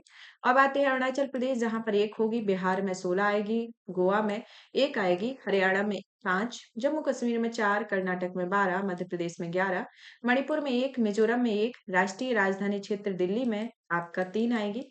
पुदुचेरी में 1 होगा, राजस्थान में 10, तमिलनाडु में 18 और आपके तमिलनाडु के बाद आता है आपका उत्तर प्रदेश जहाँ 31 तो पश्चिम बंगाल में 16 है। तो इस तरीके से इनमें राज्यसभा में सीटों के प्रतिनिधित्व को लेकर है। अब यहाँ देखते हैं कि भारत के संघ राज्य क्षेत्रों में मात्र 3 ही ऐसे केंद्र शासित प्रदेश हैं जहाँ दिल्ली, पुदुचेरी, जम्मू कश्मीर जहाँ इनका राज्यसभा में प्रतिनिधित्व शामिल है। फिर आते हैं संविधान की चौथी अनुसूची की ओर कि फोर्थ शेड्यूल क्या कहती है कि राज्यसभा के लिए राज्यों एवं संघ राज्य क्षेत्रों में सीटों के आवंटन से संबंधित है। राज्यसभा की सदस्यता के लिए न्यूनतम आयु जो होती है वह 30 वर्ष होती है और राज्यसभा जो है एक स्थायी सदन है जो कभी भंग नहीं होता और राज्यसभा के सदस्यों का कार्यकाल जो आता है वो 6 वर्षों का निर्धारित किया गया है। प्रत्येक 2 वर्ष इसके 1/3 सदस्य सेवानिवृत्त हो जाते हैं जो अनुच्छेद 83 के क्लॉज 1 के अंतर्गत आता है और अनुच्छेद 89 का क्लॉज 1 जो आता है जिसमें भारत के उपराष्ट्रपति राज्यसभा के सभापति होते हैं। राज्यसभा के सभापति जो आते हैं वह राज्यसभा के सदस्य नहीं होते हैं। जब उपराष्ट्रपति राष्ट्रपति के जब उपराष्ट्रपति राष्ट्रपति के रूप में कार्य करते हैं तो उन्हें राज्यसभा के सभापति के रूप में कोई वेतन या भत्ता नहीं मिलता है और वह राष्ट्रपति को मिलने वाले वेतन या भत्ता इन्हें प्राप्त होता है। राज्यसभा के सदस्य अपने किसी भी एक सदस्य को राज्यसभा के उपसभापति चुनते हैं जो अनुच्छेद 89 के क्लॉज 2 के अंतर्गत प्रावधान दिए गए हैं। अब यहाँ पर हम देखते हैं कि ये आपकी लोकसभा और राज्यसभा की पूरी प्रक्रिया में ये सिनॉप्सिस के तौर पर बनाया गया है। जैसे कि आपका शून्यकाल होता है, कब प्रश्नकाल होता है, कब संसद में लंच होता है, कब सरकारी कार्य एवं विधायी कार्य होते हैं। तो यहाँ पर जैसे कि लोकसभा में आपका जो कार्यकाल और राज्यसभा में प्रश्नकाल का जो समय होता है वो 11 से 12 बजे का होता है। जो शून्यकाल होता है यहाँ इसे प्रश्नकाल कहते हैं लोकसभा में, तो यहाँ पर राज्यसभा में शून्यकाल कहते हैं। यहाँ पर लोकसभा में शून्यकाल जो आएगा वो 12 से 1 के बीच होता है, तो यहाँ इसका ये प्रश्नकाल होता है। मतलब कि एक दूसरे से ये अपोजिट है लोकसभा एवं राज्यसभा में। लंच जो होता है वह 1 से 2 के बीच में होता है, दोनों सदन में होता है। यहाँ सरकारी कार्य संचालन होता है, यहाँ विधि निर्माण या विधेयक पारित होते हैं, जो आपके 2 से 4 और 2 से 6 के मतलब लोकसभा 6 बजे तक चलती है और राज्यसभा आपकी 5 बजे तक चलती है। तो इस तरीके से ये दोनों में एक डिफरेंशिएशन है, तो इसको आपको याद रखना है। वर्तमान में जैसे कि आपके राज्यसभा के उपसभापति हरिवंश नारायण सिंह जी हैं और अनुच्छेद 90 के अंतर्गत कहा गया है कि उपराष्ट्रपति जी का जो पद रिक्त होने पर पद त्यागने और पद को हटाए जाने का उल्लेख किया गया है और यदि वह राज्यसभा का सदस्य नहीं रहते हैं तो वह रिक्त पद कर देते हैं। उपसभापति सभापति को संबोधित अपने हस्ताक्षर सह लेख द्वारा किसी भी समय पद त्याग कर सकते हो और राज्यसभा द्वारा उपसभापति को पद से हटाने की सूचना 14 दिन के पूर्व देते हुए तत्कालीन समस्त सदस्यों के बहुमत द्वारा इस आशय से प्रस्ताव पारित करके इसे हटाया जाता है। अनुच्छेद 92 जो आता है यानी कि 92 का जो आता है जिसमें सभापति उपसभापति को पद से हटाने का कोई संकल्प विचाराधीन हो तो वह पीठासीन नहीं होते हैं और 2003 का जो लोक प्रतिनिधित्व अधिनियम आता है जिसमें 1951 में संशोधन के माध्यम से यह व्यवस्था दी जाती है कि कोई भी व्यक्ति राज्यसभा के लिए कहीं से भी चुनाव में लड़ सकता है चाहे वह किसी भी संसदीय क्षेत्र में पंजीकृत मतदाता क्यों ना हो। तो इस तरीके से अनुच्छेद 92 और इस प्रतिनिधित्व अधिनियम के अंतर्गत ये प्रावधान दिए गए हैं।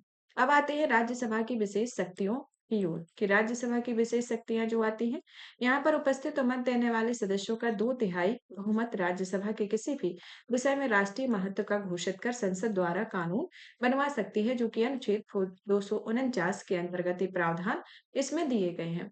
फिर आगे की ओर चला जाए तो इसमें आते हैं कि इस विधेयक के अंतर्गत कानून मात्र जो होता है वह 1 वर्ष तक के प्रभावी रहता है परंतु राज्यसभा चाहे तो प्रत्येक बार इसे 1 वर्ष के लिए बढ़ाई जाती है। अखिल भारतीय सेवाओं के सृजन का अधिकार मात्र राज्यसभा को होता है और अनुच्छेद 312 के अंतर्गत 2/3 बहुमत द्वारा अखिल भारतीय सेवाओं का सृजन किया जाता है और यहाँ पर लोकसभा द्वारा पारित विधेयक यानी कि धन विधेयक राज्यसभा में 14 दिनों के लिए आता है और यदि यह 14 दिन के भीतर विधेयक वापस नहीं होता है तो उस विधेयक को पारित समझ लिया जाता है और राज्यसभा में धन विधेयक में कोई संशोधन नहीं कर सकते जिसमें लोकसभा का सहमत ना हो। राज्यसभा के गठन के बारे में बात करें तो यह 3 अप्रैल 1952 को राज्यसभा का गठन होता है और इसकी पहली बैठक जो आती है वह 13 मई 1952 को इसकी पहली बैठक होती है। राष्ट्रपति वर्ष में कम से कम 2 बार और राज्यसभा का अधिवेशन बुलाती है और इन अधिवेशन को 6 महीने से अधिक का अंतर नहीं होता है। अब चलते हैं हम दूसरे सदन की ओर, लोकसभा की ओर। जैसे कि संसद मतलब कि 3 अंगों से मिलकर बनी है, जिसमें राष्ट्रपति, लोकसभा और राज्यसभा। तो हमने 2 अंग पढ़ लिए हैं, तीसरा अंग चलते हैं लोकसभा की ओर।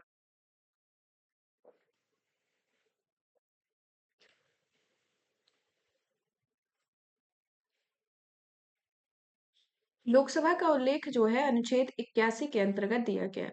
लोकसभा संसद का निम्नांग होता है, जिसमें अधिकतम सदस्य संख्या 530 और 20 निर्धारित की गई है। 104वें संविधान संशोधन 2019 के अनुसार कहा गया है कि अनुच्छेद 334 में संशोधन करके आपका लोकसभा और राज्य विधानसभाओं में अनुसूचित जातियों जनजातियों के लिए स्थानों का आरक्षण 10 वर्ष के लिए बढ़ा दिया गया है, यानी कि 25 जनवरी 2030 तक के लिए यह आरक्षण बढ़ा दिया गया है, जो हमेशा बढ़ाया जाता है। यहाँ पर लोकसभा और विधानसभाओं के नाम निर्देशन द्वारा आंग्ल भारतीय समुदाय के प्रतिनिधित्व संबंधी उपबंध जो है वह 25 जनवरी 2020 से समाप्त कर दिए जाते हैं। अनुच्छेद 81 का क्लॉज 1 जो आता है वह लोकसभा यानी कि राज्यों के प्रादेशिक निर्वाचन क्षेत्रों में प्रत्यक्ष निर्वाचन द्वारा चुने गए 330 530 से अनधिक सदस्यों और संघ एवं राज्य क्षेत्रों में प्रतिनिधित्व की ऐसी रीति से है जहां पर संसद विधि द्वारा उपबंधित करे और चुने गए सदस्यों में 20 से अनधिक सदस्यों से ये मिलकर बनी हो, जो अनुच्छेद 81 के क्लॉज 1 के अंतर्गत कहा गया है। नोट के तौर पर कहा जाए तो लोकसभा में राज्यवार सीटों का आवंटन अनुच्छेद 1971 की जनगणना के आधार पर होता है और प्रत्येक राज्य के प्रादेशिक निर्वाचन क्षेत्रों का निर्वाचन 2001 की जनगणना, जहां पर 87वें संविधान संशोधन अधिनियम 2003 में यह प्रावधान इसके अंतर्गत निर्धारित होते हैं। 84 में संविधान संशोधन अधिनियम आता है 2001, जिसमें वर्ष 2026 के पश्चात होने वाली जनगणना के आंकड़े प्रकाशित होने पर और 2031 तक लोकसभा और विधानसभा की सीटों में कोई परिवर्तन नहीं किया जाएगा। तो इस तरीके से आता है। वर्तमान में लोकसभा के सदस्यों की संख्या जो आती है वो आपकी 543 है, जहां 543 में से जो 524 आती है वो आपके राज्यों के लिए, तो आपकी 19 जो आती है वो संघ राज्य क्षेत्र यानी कि यूनियन टेरिटरी के लिए 19 क्षेत्र निर्धारित किए गए हैं। अनुच्छेद 83 का क्लॉज 2 जो आता है वह लोकसभा की अवधि प्रथम अधिवेशन के नियत तारीख से 5 वर्ष की होती है और 5 वर्ष से पूर्व किसी भी समय लोकसभा को विघटित करने का अधिकार राष्ट्रपति को होता है। और लोकसभा में अनुसूचित जातियों के लिए 84 सीटें निर्धारित है, तो अनुसूचित जनजातियों के लिए 47 सीटों का निर्धारण किया गया है, जो आर्टिकल 330 के अंतर्गत प्रावधानों को उल्लेखित कर रहा है। तो इस तरीके से ये लोकसभा में सीटों को लेकर बात आती है। अब आते हैं लोकसभा सदस्य संख्या को लेकर। लोकसभा में सदस्य संख्या जो आती है, जहां पर संघ राज्य क्षेत्र और सदस्य संख्या जैसे कि आंध्र प्रदेश में 25, असम में 14, छत्तीसगढ़ में 11, गोवा में 2, हरियाणा में 10, जम्मू कश्मीर में 5, कर्नाटक में 28, महाराष्ट्र में 48, मध्य प्रदेश में 29, नागालैंड में 1, पंजाब में 13, सिक्किम में 1, अरुणाचल प्रदेश में 2, बिहार में 40, गुजरात में 26, हिमाचल प्रदेश में 4, झारखंड में 14, केरल में 20, मेघालय में 2, मणिपुर में 2, मिजोरम में 1, उड़ीसा में 21, राजस्थान में 25, तेलंगाना में 17 आती है। और भी अन्य राज्य हैं जहां पर आपकी जैसे कि तमिलनाडु में 39 हुआ। फिर आता है उत्तर प्रदेश, जहां पर आपका 80 आता है। पश्चिम बंगाल में 42, दिल्ली राष्ट्रीय राजधानी क्षेत्र में 1, चंडीगढ़ में 1, लक्षद्वीप में 1, लद्दाख में 1 आते हैं। फिर आते हैं त्रिपुरा जहां 2, उत्तराखंड में 5, अंडमान निकोबार द्वीप समूह में 1, दादरा एवं नगर हवेली और दमन एवं दीव में आपकी 2 आती है और पुदुचेरी में 1 आती है। तो इस तरीके से इनके सदस्य संख्या को लेकर है।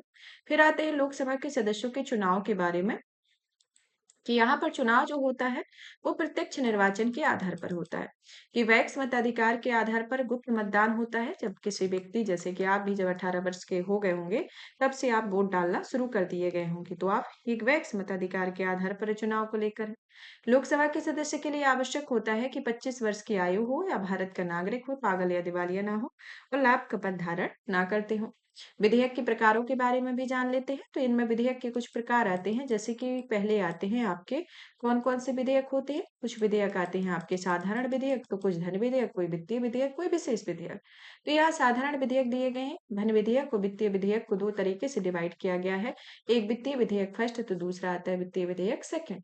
विशेष विधेयक यानी कि स्पेशल बिल जो आता है वो संविधान संशोधन विधेयक से संबंधित है, जहां पर संघीय और गैर संघीय है, और संघीय में राज्यों की सहमति जो होती है वो आवश्यक होती है।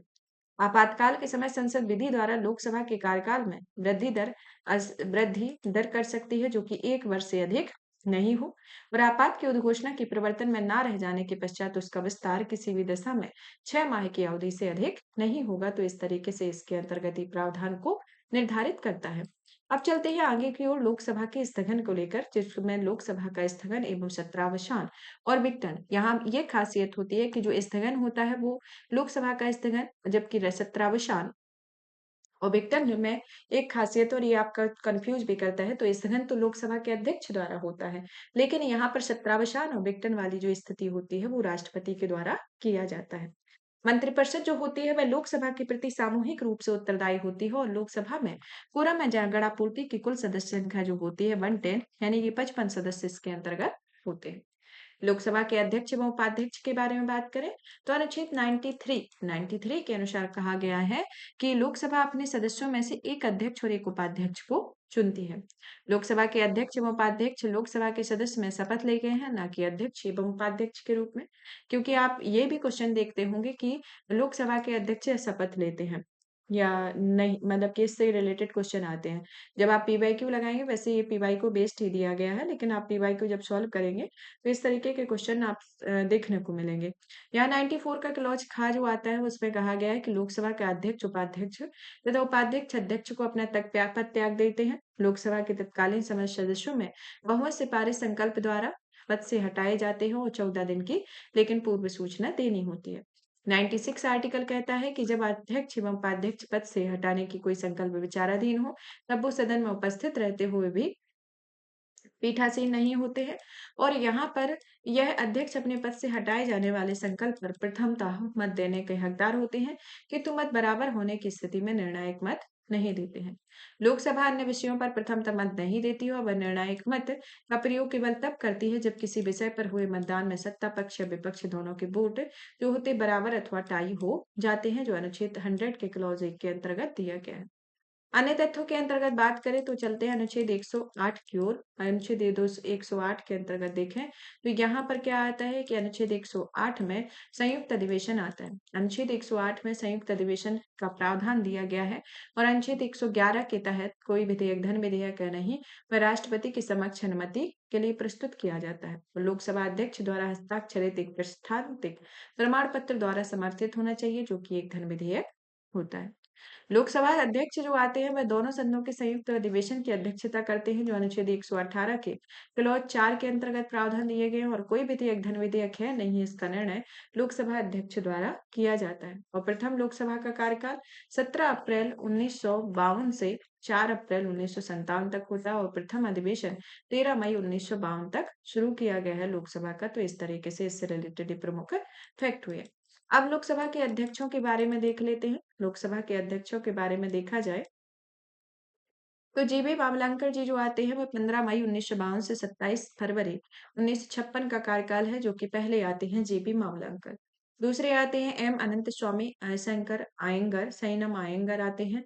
और फिर आते हैं हुकुम सिंह, इसके बाद एन जी संजीव रेड्डी, फिर जी एस ढिल्लन जी का कार्यकाल होता है। फिर अन्य अध्यक्षों के बारे में बात करें तो आते हैं आपके बलीराम भगत जी, फिर K S Hegde, Balram Jakhar, Ravi Rai, Shivraj B Patil, P A Sangma, G M Shivaliyogi, Manohar Joshi, Somnath Chatterjee, Meira Kumar, Sumitra Mahajan और ओम बिरला। तो इस तरीके से ये प्रमुख लोकसभा के अध्यक्षों के बारे में है। अब आते हैं प्रथम लोकसभा अध्यक्ष के बारे में, तो वो आपके जी बी मावलंकर, तो उपाध्यक्ष एन अनंत स्वामी आयंकर रहते हैं। पहली मुख्य लोकसभा अध्यक्ष मीरा कुमार जी हैं। सबसे अधिक मतदाताओं वाले जो देश के, मतलब कि सबसे अधिक मतदाता वाले लोकसभा क्षेत्र में आते हैं मल्कांजनी तेलंगाना में, और सबसे कम मतदाताओं वाला लोकसभा क्षेत्र लक्षद्वीप आता है। क्षेत्रफल के दृष्टिकोण से सबसे बड़ा क्षेत्र जो है लोकसभा क्षेत्र लद्दाख है। सबसे छोटा चांदनी चौक दिल्ली है। भारतीय संसदीय समिति के माध्यम से प्रशासन पर नियंत्रण रखती है।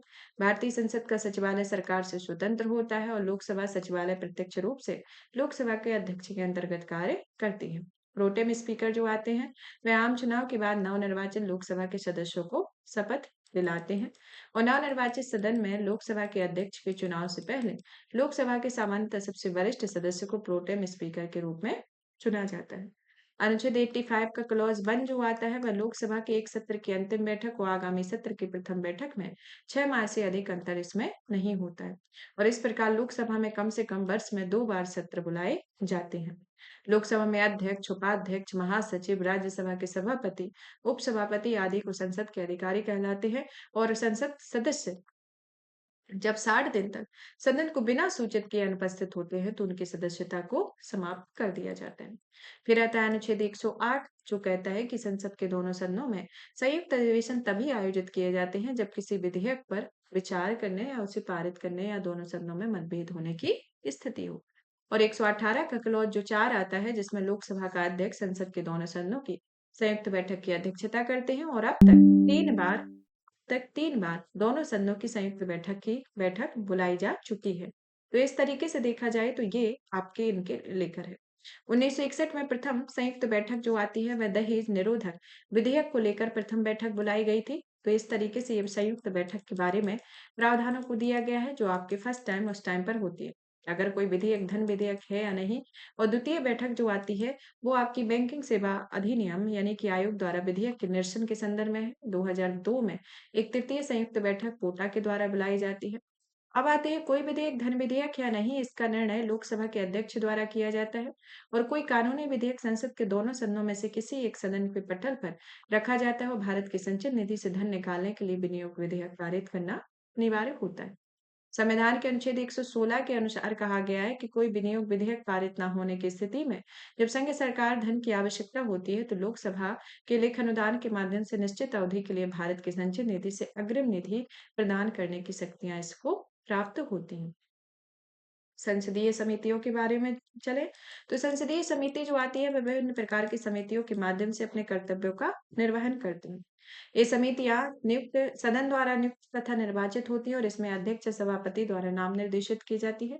ये अध्यक्ष सभापति के निर्देशानुसार कार्य करती है और ये अपना प्रतिवेदन सदन को या लोकसभा अध्यक्ष या सभापति को सौंपती है। संसदीय समितियां मुख्यतः 2 प्रभागों में विभाजित है। पहली तो आती है स्थायी तो दूसरी आती है तदर्थ।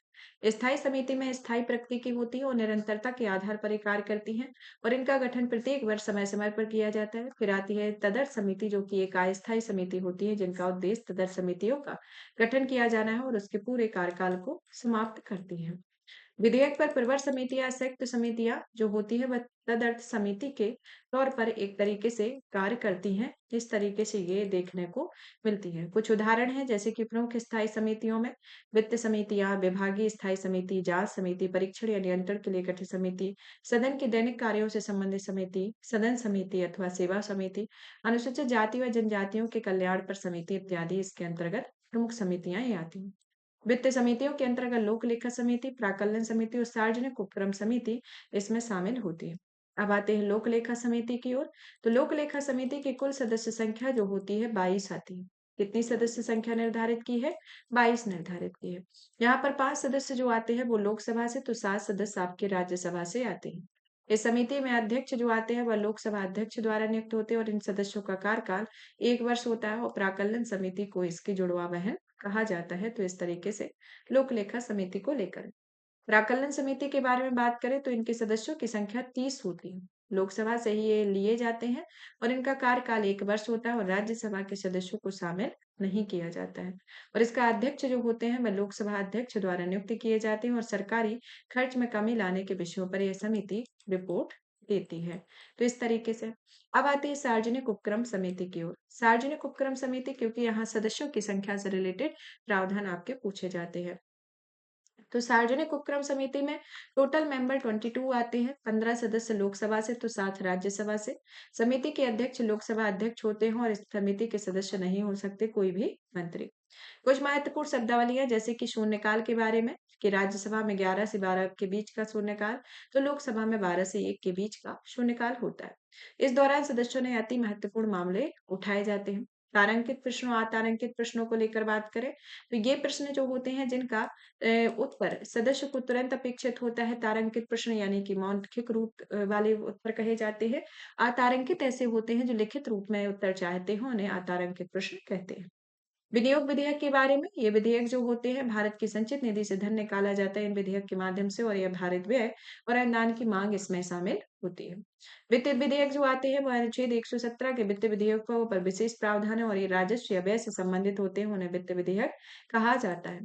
धन विधेयक के बारे में बात करें तो धन विधेयक जो होते हैं वह संविधान के अनुच्छेद 110 के क्लॉज 1 के अंतर्गत उसके खंड 1 और 2 छा में इस विधेयक से विधेयक धन विधेयक है, जहां पर नियम 193 भी एक आता है, जो लोकसभा के सदस्यों द्वारा एक नियम के अवलंबी और अति महत्व वाले विकल्प विषय पर अल्पकालिक चर्चा की मांग से संबंधित है। और इनकी गणापूर्ति जो होती है वह संसद की बैठकों में गणापूर्ति या कोरम आवश्यक होता है, जो कुल सदस्य संख्या का 1/3 होता है, और इसके अभाव में बैठक को स्थगित कर दिया जाता है। तो इस तरीके से इन विधेयक के बारे में और ये नियम के बारे में आता है। अब चलते हैं हम भारत के सर्वोच्च न्यायालय यानी कि उच्चतम न्यायालय की ओर। उच्चतम न्यायालय जो आता है वह भारत का एक एकीकृत न्याय संस्था होती है, जिसकी स्थापना एकीकृत न्याय व्यवस्था के अंतर्गत होती है, जिसमें शीर्ष स्थान पर उच्चतम अधिकारी, उच्चतम न्यायालय और अन्य अधीनस्थ उच्च न्यायालय होते हैं, और न्यायालय के अधीनस्थ न्यायालयों की श्रेणियां विद्यमान होती हैं। भारत में न्यायपालिका की संरचना जो है एक तरीके से हम पिरामिडानुकार देखते हैं, यानी कि पिरामिड के आकार की है, जहां पर सर्वोच्च स्तर पर आपका सर्वोच्च न्यायालय है, फिर आपके हाई कोर्ट आते हैं, फिर इसके बाद अधीनस्थ न्यायालय, फौजदारी न्यायालय या अधीनस्थ न्यायालय जो भी है वो आते हैं। यहाँ पर एकीकृत न्याय प्रणाली है जो भारत सरकार अधिनियम 1935 से ली गई है, और इसमें सर्वोच्च न्यायालय की स्थापना 26 जनवरी 1950 को होती है, और इसका उद्घाटन 28 जनवरी 1950 को किया जाता है। यहाँ पर भारतीय संविधान का जो भाग 5 है, वहां पर आपका सर्वोच्च न्यायालय दिया गया है, और भाग 5 के अध्याय 4 के अंतर्गत सर्वोच्च न्यायालय का प्रावधान है, जो अनुच्छेद 124 से 147 में प्रावधान करता है। क्योंकि आपको पहले ही बताया है कि टोटल इसमें 5 पार्ट है, 5 पार्ट में 4th पार्ट में आपका सर्वोच्च न्यायालय है, जो अनुच्छेद 124 से 147 तक उल्लेखित किया गया है, और सर्वोच्च न्यायालय की सहायक शक्तियों के लिए प्रावधान भारत की संसद करती है। तो इस तरीके से इससे रिलेटेड प्रावधानों को उल्लेखित किया गया है। अब आते हैं हम आगे की ओर, तो देखते हैं इनके गठन को लेकर। यहाँ पर इनके गठन को लेकर बात की जाए तो अनुच्छेद 124 में उच्चतम न्यायालय की स्थापना और गठन संबंधी प्रावधान दिए गए हैं। पहले उच्चतम न्यायालय के एक मुख्य न्यायाधीश तो 30 अन्य न्यायाधीश हुआ करते हैं, और वर्तमान में उच्चतम न्यायालय संशोधन अधिनियम 2019 के अन्य प्रावधानों में अधिकतम स्वीकृत संख्या 30 से बढ़कर 33 हो जाती है। तो इस तरीके से ये अधिनियमों की मतलब कि न्यायाधीशों की संख्या को लेकर है। इस प्रकार वर्तमान में उच्चतम न्यायालय में मुख्य न्यायाधीश सहित कुल सदस्य संख्या 34 है। पदावधि के बारे में बात करें तो उच्चतम न्यायालय के न्यायाधीश बनने के लिए न्यूनतम आयु की सीमा निर्धारित नहीं की गई है, बल्कि अवकाश ग्रहण करने हेतु उनकी जो आयु है वो 65 वर्ष निर्धारित की गई है। अवकाश प्राप्ति के बाद उच्चतम न्यायालय के न्यायाधीश भारत के किसी भी न्यायालय या किसी भी अधिकारी के सामने वकालत नहीं कर सकते।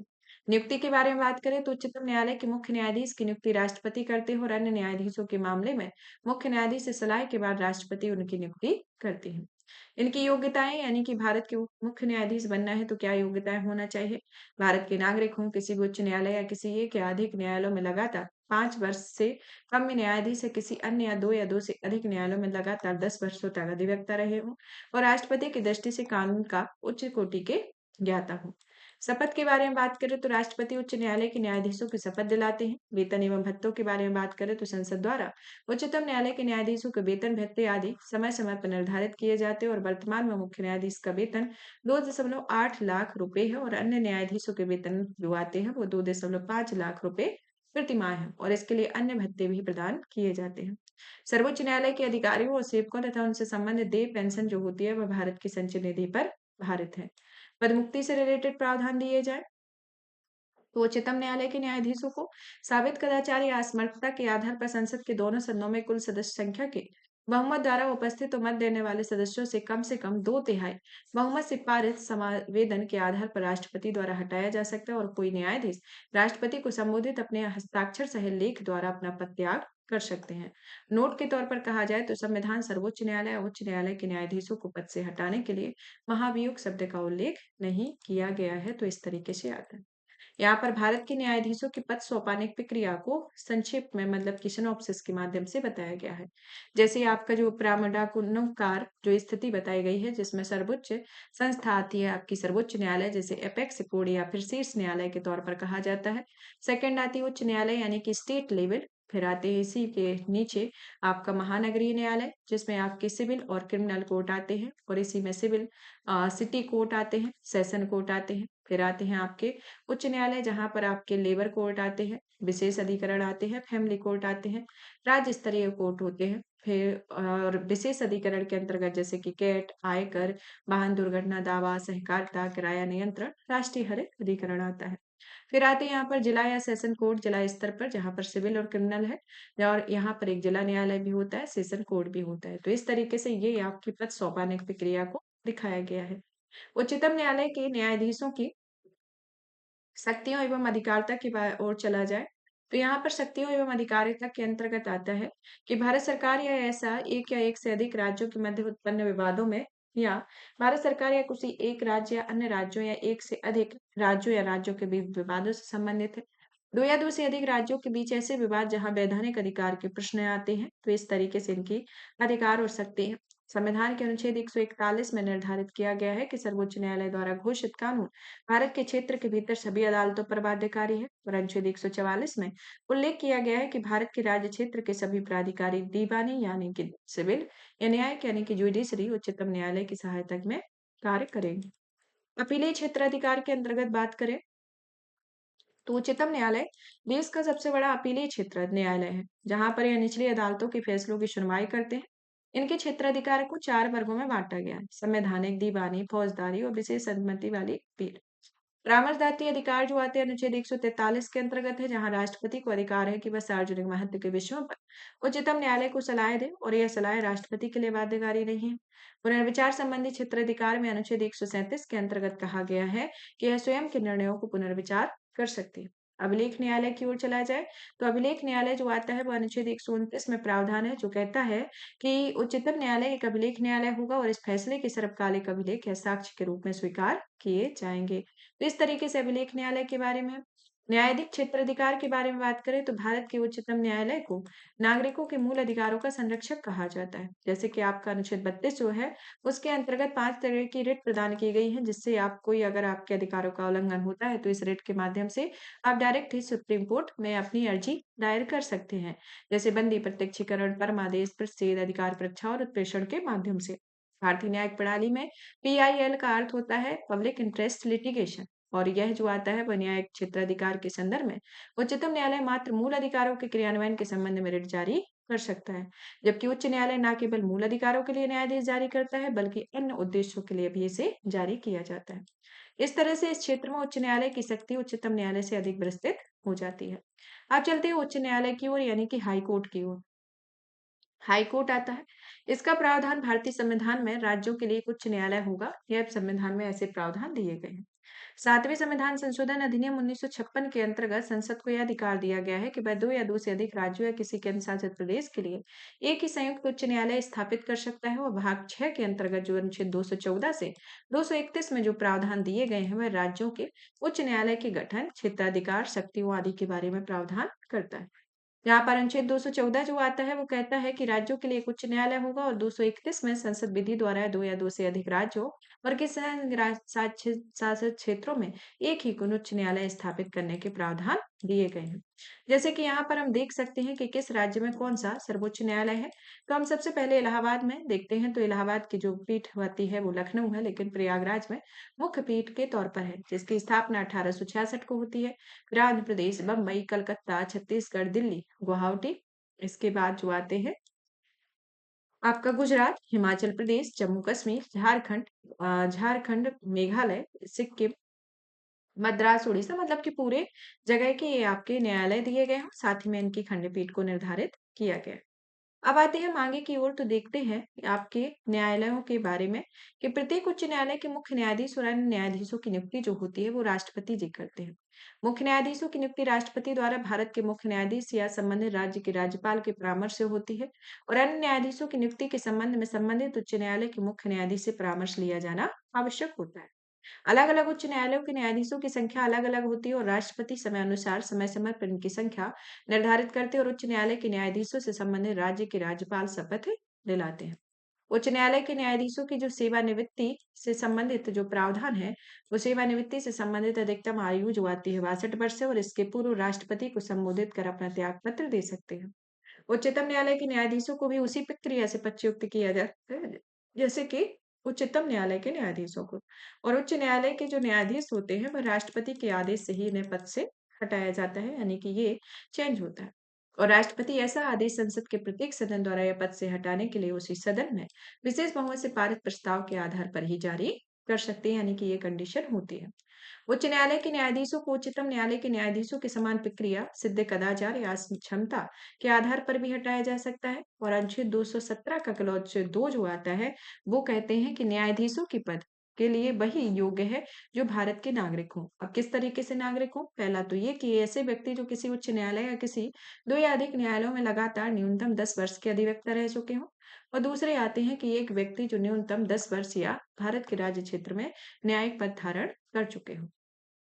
अनुच्छेद 202 का क्लॉज 3 का सब क्लॉज घ जो आता है वो कहता है कि उच्च न्यायालय के न्यायाधीशों के वेतन भत्ते राज्य की संचित निधि पर भारित होते हैं और उनकी पेंशन जो आती है अनुच्छेद 112 के क्लॉज 3 के सब क्लॉज घ के सब के परंतु उपरंतु थर्ड में ये आती है। 215 में कहा गया है कि प्रत्येक उच्च न्यायालय जो आता है वह एक अभिलेख न्यायालय है और अभिलेख न्यायालय का तात्पर्य होता है कि उच्च न्यायालय के निर्णय यानी आदेश या अपने अधीनस्थ न्यायालय के लिए बाध्यकारी होंगे और अपने अवमान के लिए दंड देने सहित ऐसे न्यायालयों को समान सकते होंगे।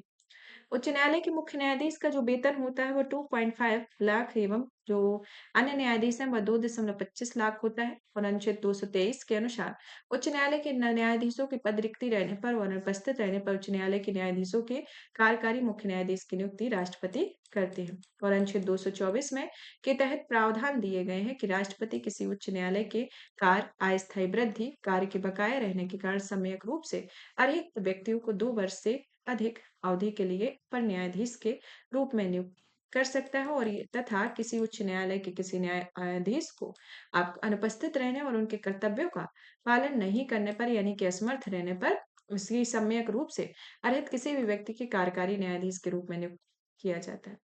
न्यायाधीशों को 62 वर्ष की आयु तक के पद पर रहते हैं। केंद्र शासित क्षेत्र दिल्ली, जम्मू कश्मीर के पास अपना एक उच्च न्यायालय है। वर्तमान में 25 उच्च न्यायालय हैं, जिसमें 7 उच्च न्यायालयों के क्षेत्र अधिकार एक से अधिक राज्यों और संघ राज्य क्षेत्रों में है। और भारतीय संविधान का अनुच्छेद 247 संसद को अपने द्वारा बनाए गए कानूनों को बेहतर बनाने, प्रशासन के लिए अतिरिक्त अदालतें स्थापित करने की शक्ति देता है। और भारतीय संविधान का जो भाग 6 है और भाग 6 और अध्याय 6 के अंतर्गत जो प्रावधान दिए गए हैं उसमें कहा गया है कि ये अधीनस्थ न्यायालयों के बारे में प्रावधान है। और आपको बता दें कि 1862 में सर्वकालिक तत्कालीन कलकत्ता, बम्बई, मद्रास में एक उच्च न्यायालय की स्थापना होती है। ग्राम न्यायालय अधिनियम 2008 में आता है, जिसके तहत ग्राम न्यायालयों को सिविल तथा आपराधिक दोनों न्यायालयों की सुनवाई का अधिकार दिया जाता है। और आपके जो भारत के न्यायिक समीक्षा का जो अर्थ होता है, कानून की अदालतों के पास संविधान के प्रावधानों के संदर्भ में विधायी और अन्य सरकारी कार्यवाही की वैधता का परीक्षण भी इनके करने का भी शक्ति इनको प्रदान होती है। न्यायिक परीक्षा की उच्चतम जो शक्ति है वह मुख्य रूप से भारत के उच्चतम न्यायालय और सर्वोच्च न्यायालय के में पास होती है। अब आते हैं उच्च न्यायालय की शक्तियों के बारे में। उच्च न्यायालय की शक्तियां जो आती हैं जिसमें प्रारंभिक क्षेत्राधिकार, अपीलीय क्षेत्राधिकार आते हैं। प्रारंभिक क्षेत्राधिकार में संसद सदस्यों, राज्य विधानमंडल सदस्यों के निर्वाचन संबंधी विवाद, नागरिकों के मूल अधिकारों का प्रवर्तन, संविधान की व्याख्या संबंध में अधीनस्थ न्यायालयों से स्थानांतरित मामले, अधिकारिता का मामला, वसीयत, विवाह, तलाक, कंपनी कानून, न्यायालय आदि अवमानना इससे सम्मिलित होती है। और अपीलीय क्षेत्राधिकार के अंतर्गत उच्च न्यायालय की एक अपीलीय न्यायालय होगा, जहां पर अधीनस्थ न्यायालयों के आदेश के विरुद्ध अपील की जाती है, जो दीवानी और फौजदारी के मामले में अपील करते हैं। और अनुच्छेद 226 में कहा गया है कि नागरिकों के मौलिक अधिकारों की रक्षा करने हेतु उच्च न्यायालय को रिट जारी करने का अधिकार प्राप्त होता है। और उच्च न्यायालय अपने अधीनस्थ न्यायाधीशों पर नियंत्रण बनाए रखते हैं। और पर्यवेक्षण की शक्ति के क्षेत्र उच्च न्यायालय की व्यापक शक्तियां प्राप्त हैं, जिसमें प्रशासनिक पर्यवेक्षण के साथ न्यायिक पर्यवेक्षण भी शामिल होता है। तो इस तरीके से ये भारत के सुप्रीम कोर्ट एवं हाई कोर्ट के बारे में रोक सकती या प्रावधान ये पूरे डिटेल में दिए गए। साथ में फौजदारी दीवानी न्यायालय के बारे में बताएं। अब हम इसके आगे का जो है, जैसे कि आपका महान्यायवादी, महाधिवक्ता, इससे रिलेटेड जो भी आगे है नेक्स्ट क्लास में कवर करेंगे, जो कि आपका 4th लेक्चर होगा। 4th लेक्चर में आपकी पॉलिटी कवर हो जाएगी। तो आप सभी इस सेशन को शेयर करते रहिए, वीडियो को लाइक कीजिए और ये रहे कि जिस तक की बुक नहीं पहुंची हो उस तक की इसकी वीडियो की पहुंच होगा। चलिए टेक केयर, धन्यवाद, नेक्स्ट वीडियो में मिलते हैं।